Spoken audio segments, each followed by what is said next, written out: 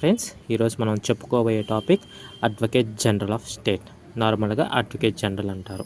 Previous క్లాస్లో మనం attorney general of India అన్నాం. అంటే ఇండియన్ గవర్నమెంట్కి ఒక లీగల్ మ్యాటర్స్కి సహాయపడే అతను అటార్నీ జనరల్. దాని గురించి చాలా చెప్పుకుందాం. అయితే ఇప్పుడు మనం చెప్పుకోబోయేది స్టేట్ గవర్నమెంట్ గురించి.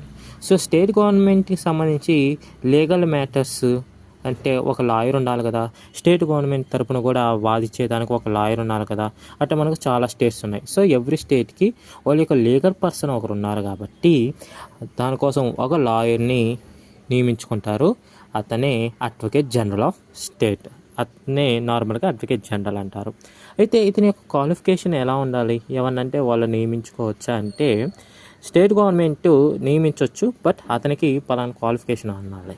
ఏంట్రా అంటే అతనికి 10 years అడ్వకేట్గా అయినా అతనికి ఎక్స్పీరియన్స్ ఉండాలి, లేదా 10 years జ్యుడిషియల్ ఆఫీసర్ అయినా అయి ఉండాలి. ఇతనైతేనే అతని యొక్క అడ్వకేట్ జనరల్కి పాసిబిలిటీ ఉంటుంది.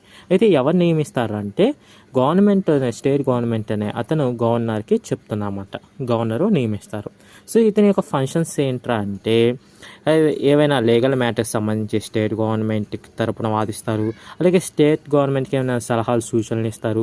అలాగే లెజిస్లేటివ్ అసెంబ్లీలో కూడా ఈయన పార్టిసిపేట్ చేసి ఏమైనా ఇతను రిలేటెడ్ ఏమైనా విషయం ఉంటే చెప్తారనమాట.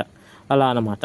అయితే కాన్స్టిట్యూషన్ ఏమో ఆర్టికల్ 165 ప్రొవైడ్ చేశారు, బట్ అతన్ని తీసేసే విధానం మాత్రం ఎలాంటి చెప్పలేదు. కాబట్టి మన గవర్నమెంట్ మారినప్పుడల్లా అడ్వకేట్ జనరల్ కూడా మారుతారనమాట. ఇదండి.